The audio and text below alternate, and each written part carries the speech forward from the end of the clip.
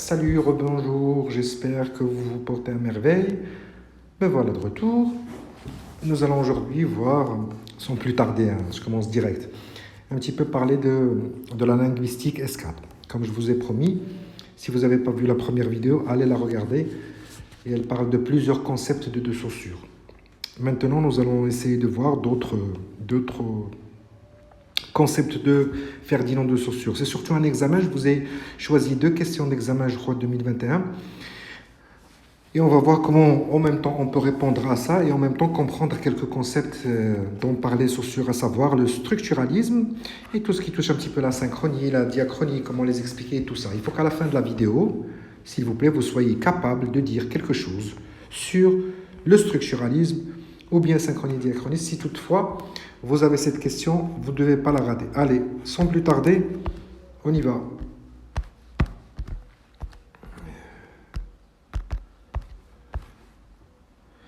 Désolé. Voilà les questions. C'était 2021. Il y avait, comment on appelle ça c'était la période Covid. Donc, la première question était expliquer la notion de structuralisme selon de Saussure et en vous appuyant, bien sûr, en appuyant vos propos sur des exemples. Donc, il fallait tout simplement expliquer ce que veut dire de Saussure avec la notion de structuralisme. La deuxième question, c'était qu'est-ce qu'une étude diachronique et synchronique? Et vous justifiez avec quelques petits exemples votre analyse ou bien votre petite dissertation. Donc, vous remarquez que je suis désolé, la linguistique, vous allez écrire. Bon, c'est sûr que ça va être peut-être 5 petites lignes comme c'est le cas ici sur ces 2 questions, mais vous allez écrire, il va falloir rédiger. Donc déjà, vous devez comprendre de quoi il s'agit. Si vous comprenez de quoi il s'agit, vous avez quand même une probabilité de pouvoir écrire quelque chose, contrairement à si vous ne savez même pas ce que ça veut dire diachronie, une étude diachronique ou bien un structuralisme. Allez, on ne s'attarde pas là-dessus, on va essayer de voir un petit peu ce que c'est tout ça. Commençons par le structuralisme. Déjà, je vais vous expliquer ça d'une manière un petit peu très terre-à-terre. Comme ça, vous allez l'enregistrer dans votre tête. Le structuralisme, on va essayer d'expliquer le mot de structure, sans relation avec la linguistique. Quand je vous dis une structure, vous devez comprendre que c'est quelque chose qui est combiné, composé de plusieurs éléments. Combiné et composé de plusieurs éléments. C'est ça ce qu'on appelle une structure. Ça veut dire qu'il y a des éléments à l'intérieur qui sont agencés, articulés, collés, pour que ça nous donne, par exemple, un petit robot qui marche, ça va être une tête, des bras, donc c'est une structure qui est formée. Un immeuble, c'est aussi une structure. Il y a un rez-de-chaussée, il y a un premier étage qui est collé au rez-de-chaussée, il y a un deuxième étage, troisième étage, et le tout nous donne un immeuble. Donc, je pense que c'est très facile, c'est sa structure. Donc lui, Ferdinand de Saussure, il vient appliquer ça sur la langue. Il vous dit que la langue, c'est tout simplement... Elle fonctionne comme une structure, que ce soit les mots ou bien que ce soit les phrases. Vous ne pouvez pas les prendre d'une manière isolée. Vous êtes obligé de les coller les uns aux autres pour pouvoir apporter un sens. Donc, c'est ça la notion de structuralisme. C'est le fait, il estime que la langue, c'est une structure et donc c'est un ensemble d'éléments qui sont en relation entre eux et qui fonctionnent comme un système pour apporter un sens ou bien un énoncé. Clair? Donc, je vous ai donné une définition très simple du structuralisme. Donc, quand vous avez une phrase, par exemple, je suis désolé, ce sont des petits mots, plusieurs mots qui sont liés les uns aux autres pour pouvoir dire ou donner une information. C'est vrai que c'est une information que je te dis, je veux boire, mais je suis désolé, ça c'est une structure.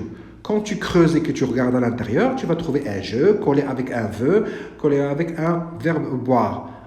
Passe-moi du sel, tu vas comprendre que c'est un verbe avec du et en plus du sel pour pouvoir lui apporter ou lui donner du sel. D'accord? Donc, c'est ça la notion de structuralisme. Alors, pour l'exemple que j'ai à vous apporter ici, c'est prenons juste une molécule d'eau. Une molécule d'eau, elle est fabriquée de quoi? Elle est fabriquée de 2 molécules d'hydrogène, top, et de l'oxygène. Mais ça ne suffit pas. Vous allez me dire pourquoi ça ne suffit pas? Parce qu'il faut qu'il soit en relation, il faut qu'il fonctionne comme un système. Et le tout va me donner H2O, une molécule d'eau. Allez, hop, donc on y va. Il va falloir les mettre en liaison. Top H avec O, et ben on aura un H2O et qui va nous apporter la molécule d'eau. Donc c'est comme un système, donc c'est une structure qui est composée de hydrogène, oxygène. L'exemple que je vous ai donné tout à l'heure, c'est une structure ici parce qu'il y a un rez-de-chaussée, peut-être même qu'il y a un sous-sol qu'on ne voit pas. Il y a un rez-de-chaussée collé à un premier étage, deuxième, troisième, quatrième. Je regarde l'immeuble qui est au milieu. Donc tout ça, ça nous a donné un immeuble. Donc quand moi je te dis un immeuble, je donne cette information. À l'intérieur, quand tu creuses, tu sais qu'il y a des étages qui sont collés aux uns aux autres. Et bien c'est exactement la même chose pour former un énoncé. Donc chaque signe, comme le dit le Saussure, chaque signe est lié à un autre pour former un tout. Et ce tout, c'est ce qu'il appelle lui une structure. Et donc le structuralisme. Voilà. Donc j'espère que vous êtes maintenant en mesure d'expliquer cela avec la notion de structure. Je ne vous conseille pas de donner comme exemple, bien sûr, H2O, mais vous pouvez donner des exemples comme ce que je vous ai dit, une phrase, quand tu dis à quelqu'un, passe-moi du sel, j'habite cet immeuble-là, regarde l'immeuble qui est ici ou bien qui est là. Donc vous comprenez tout simplement que ce sont une structure parce qu'elle est composée de plusieurs éléments à l'intérieur. Je vous donne ça juste pour justifier votre réponse. Vous pouvez mettre une phrase et vous dites qu'il y a plusieurs éléments qui sont collés les uns aux autres. Ok, alors sans vous retenir encore plus longtemps, on passe à la synchronie parce qu'il y avait une autre question qui était donc expliquer le concept de synchronie. Est-ce que vous avez des exemples? Pardon, vous les donnez. Alors, synchronie. Synchronie, c'est synchronisation. Retenez ça juste s'il vous plaît, c'est la mise à jour. Vous avez tous des portables. À chaque fois, on vous envoie quoi? On vous envoie la version 14.4, 14.4.1, 14.4.2. Après, on vous en donne 14.3. Après 14. Donc, à chaque fois, on vous envoie quoi? Des mises à jour. Des mises à jour pour que vous soyez à jour par rapport à maintenant. Pour que votre portable soit synchronisé avec les applications qui existent. Parce que si vous ne mettez pas cette mise à jour, votre portable ne sera pas synchrone avec plusieurs applications d'aujourd'hui. Et bien c'est ça la synchronisation. Synchroniser, ça veut dire être à jour par rapport à ce qui existe maintenant. Donc je vous dis ça par rapport à la synchronie.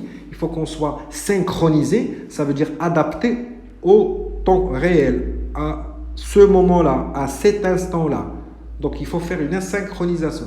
Et bien, lui, il apporte ce concept-là, c'est dans l'étude. Lorsque je veux étudier d'une manière synchronique, donc je vais l'étudier le mot par rapport à un instant T. Je ne vais pas le sortir de cet instant parce que si je le sors, ce mot, il peut changer, il peut évoluer, il peut devenir un autre. Non, je vais faire une étude synchronique, ça veut dire que je vais essayer d'étudier le mot par rapport à cet instant, par rapport à actuellement maintenant, par exemple, ou bien par rapport au 18e siècle, par rapport au 19e siècle peut-être. Et donc, je vais limiter l'étude synchronique, ça suppose la limiter à un certain temps T, où elle ne bouge pas, où elle a une certaine signification. Donc, je pense que c'est clair, cette notion de synchronie. C'est étudier le mot pendant un instant T et tu ne bouges pas de l'instant T. Par exemple, lors du XVIIe siècle, voilà ce que signifiait ce mot. Ou bien actuellement, moi je vous ai pris par exemple actuellement la quantité. La quantité, ce mot-là, il exprime tout simplement le volume ou bien le nombre de choses qu'il y a ou bien le poids d'une chose. Donc il se mesure avec des unités, c'est quelque chose qui se mesure et qui s'exprime avec des unités de mesure. Selon que vous êtes en train de peser, vous allez dire des kilos. Selon si vous êtes en train de compter, c'est un liquide, vous allez utiliser les litres. Ça peut être aussi des nombres qui peuvent exprimer la quantité. 1, 2, 3, 4 sandwichs, je ne sais pas, 3 films, 4 voitures. Mais la quantité aussi peut être exprimée par des expressions, tout simplement, qui n'ont rien à voir avec quantité. Une foule, mais une foule de personnes, par exemple, ce sont des expressions connues, ou bien une multitude de personnes. Donc, je suis en train de faire quoi? Si vous avez compris. Je suis en train d'expliquer juste le mot quantité, qu'est-ce qu'il signifie maintenant, actuellement, et comment je l'exprime. Je ne vais pas aller vous dire, tu sais, avant, ce n'était pas la quantité, on appelait la quantité. Ce mot-là n'existait pas. Non, non, maintenant, la quantité, quand tu l'as dit à quelqu'un, il comprend tout simplement que c'est quelque chose qui est pesable, mesurable et ainsi de suite. Elle peut être exprimée par de plusieurs façons. Je peux même l'exprimer avec des adverbes. Beaucoup, peu, assez. Donc voilà ce que veut dire cette quantité et comment elle est exprimée. Donc vous remarquez que dans une étude synchronique, je m'arrête à l'instant présent, maintenant et actuellement. Qu'est-ce que c'est que ce mot? Quelle est sa valeur sémantique? Quel est son sens? Comment il est exprimé? C'est exactement ce que vous trouvez parfois dans les dictionnaires. Quand vous ouvrez un dictionnaire, parce que vous ouvrez un dictionnaire, vous trouvez un exemple et il va vous expliquer le mot actuellement. Mais il va vous mettre une autre partie sur l'étymologie, l'histoire. Ça, on s'en fout. Je répète. Il va vous mettre une petite partie sur l'histoire. Lorsque vous cherchez dans le dictionnaire, il y a une partie qui... Ce mot existe, il vient de... Non, non, ça, on s'en fout. Moi, je ne veux pas savoir d'où il vient ce mot. Je veux maintenant, qu'est-ce qui signifie? Qu'est-ce qui signifie, pardon? Les lapsus ne s'arrêtent pas. Eh bien, maintenant, il signifie ceci et cela. Voici des synonymes. Vas-y, donne-moi des exemples. Voici des exemples. J'ai regardé et là-bas, il y avait une foule de personnes. Il y avait une multitude de choix. C'est ça l'avantage ici. Donc, je vais te donner des phrases exemples par rapport à maintenant, actuellement et à cet instant T. D'accord? Donc, c'est ça l'étude synchronique. Vous avez deviné, bien sûr, que par la suite, nous arrivons à l'étude diachronique. Alors, l'étude diachronique, bon, s'il vous plaît, je pense que vous avez deviné de quoi il s'agit. Maintenant, vous allez prendre le dictionnaire, vous allez prendre la petite partie qui est au début, qui nous parle de étymologie. Étymologie. Elle va nous renvoyer plutôt à il y a 10 siècles, 13 siècles. Vous savez d'où vient ce mot? Il existait avant, en 1200, ou bien en 500 avant Jésus-Christ, ou bien en 300 après Jésus-Christ, mais il ne s'écrivait pas comme ça. Voilà ce qu'il signifiait. Et par la suite, au XVIIe siècle, on a commencé à l'utiliser comme ça. Et actuellement, c'est ça l'analyse et l'étude diachronique. Ça veut dire maintenant, je vais prendre en considération l'histoire. Ce qui n'existait pas dans le mot synchronie. Maintenant, une étude diachronique, je vais voir ce petit bonhomme de mots, comment il a fait pour faire tout ce voyage depuis le temps où il a existé 300 ans avant Jésus-Christ, par exemple. Eh bien, il a fait du chemin. Il s'est tapé un énorme parcours, hein, le monsieur, ou bien le petit mot, pour devenir ce qui est aujourd'hui ce mot-là.